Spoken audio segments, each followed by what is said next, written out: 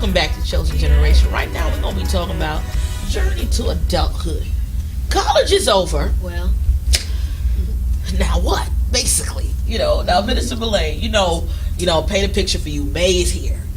Commencement is about to happen. You're about to have your ceremony. About to walk down that aisle for those 4 years, maybe 6 for some. right?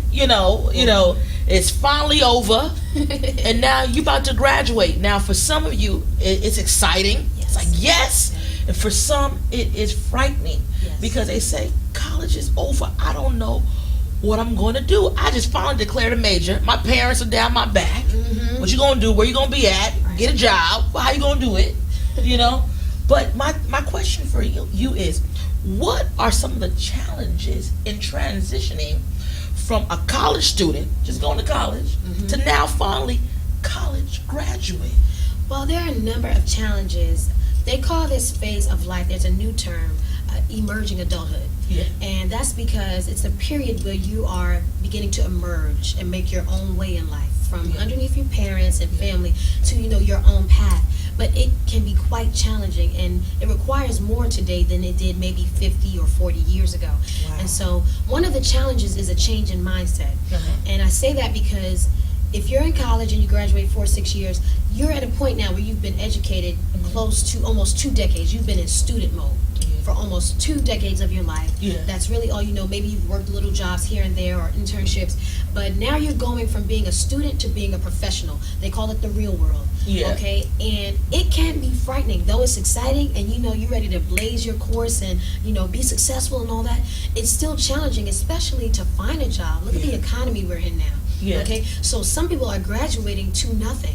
They can't find a job. Yeah. They can't find anything in their field. Yeah. And you may have friends and family members looking at you like, it's been months, you still haven't found any work. But you have young people today competing with mid-level people who've been laid off, and even senior level people who've been laid off.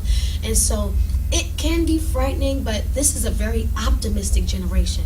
That's one of the things that I love about millennials or Generation Y. They're very optimistic. They may have stars in their eyes and very high expectations at times, because you're not going to start at the top of a company unless it's your own, graduated from college. But at the same time, there's still hope. The other thing is the influx of responsibility. Yeah. So student loans are coming. Oh, yes. They'll give you a little grace. Oh, yes. But after the grace is up, it's time for you to pay up. So you got the student loans, and then if you'd like to move out on your own, where are you going to live? Can you afford to live on your own, to pay rent, or wherever you're going to be, or to feed yourself? Where are you going to work? Can you get a job in your industry? Do you have to look in another industry and maybe work your way back to your industry? It's a lot of thought and a lot of time that's going to go into really emerging as an adult. So I can understand being anxious, but the Bible says be anxious for nothing. With prayer and supplication, make your requests known unto the Lord. So I think as a college student, when you're preparing to graduate, you should be praying before then. Yeah. But maybe you weren't.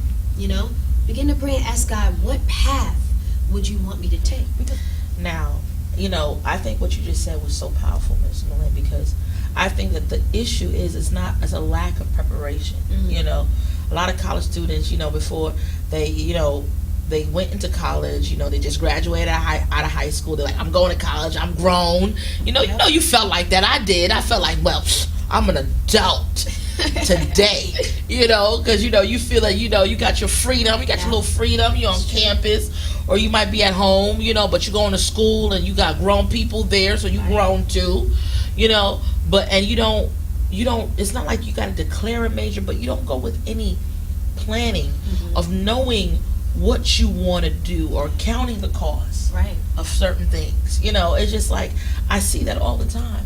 At the end, you have anxiety because it's like, I don't know what I'm going to do. Yeah, it's true.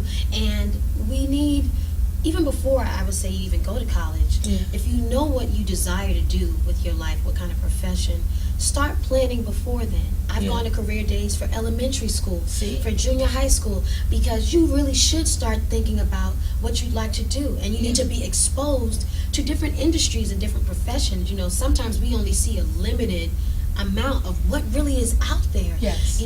So go into college with a plan. Go in there. Maybe people are interning in high school now. Yeah. You know, if you know you'd like to be in a very competitive industry, like anything media or fashion, or young people are really drawn to those kind of industries, entertainment, even the medical profession. I hear a lot of young people, I want to be a doctor, I want to be a lawyer. Well, start, learning about that profession before you even get to college. If you know a lawyer, talk to them. What's your day-to-day life like? Can I maybe come to work with you, shadow you for a day?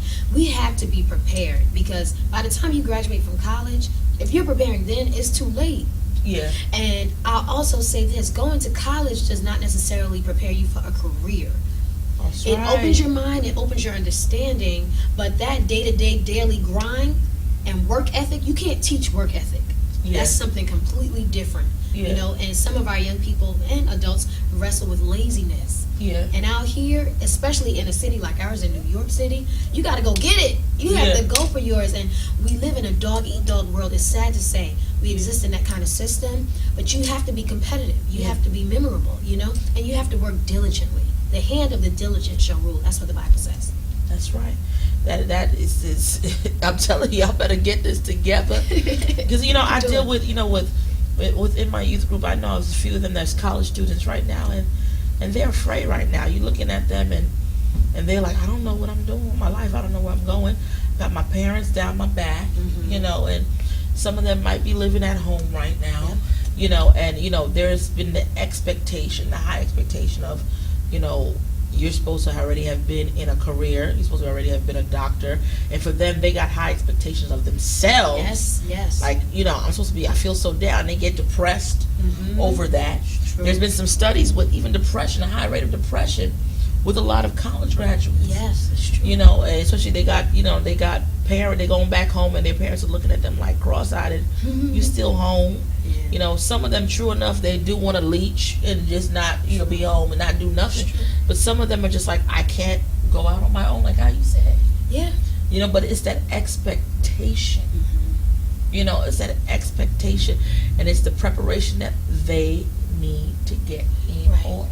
It's nothing wrong with great expectations, even of yourself or of your child, but you have to couple that with patience and even with reality, especially the reality of the economy that we're in right now. Yeah. And I encourage young people, as I said before, maybe you can't find anything in your particular industry right now. You want it to be in fashion, but there's nothing opening up. I would encourage them to go to another industry, and then, I use the term, learn while you earn. Yeah.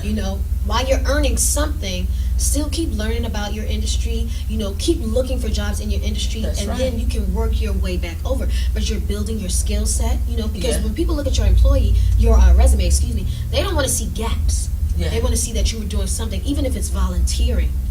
Oh wow. You need to be doing something, not just sitting at home.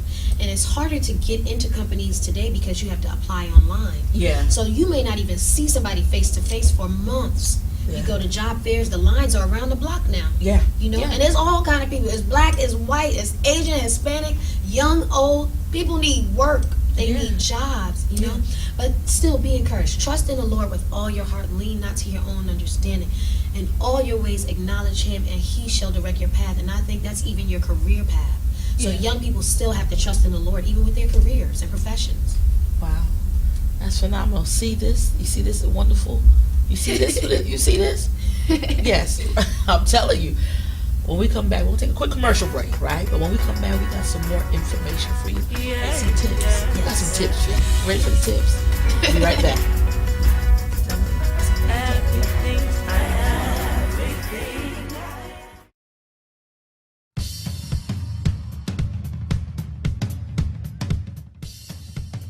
Here at Stenciltown Graphics, whether you need a flyer for your next live recording, to promote your church service, album cover, your company logo, or newsletter and bulletin, we can get it done.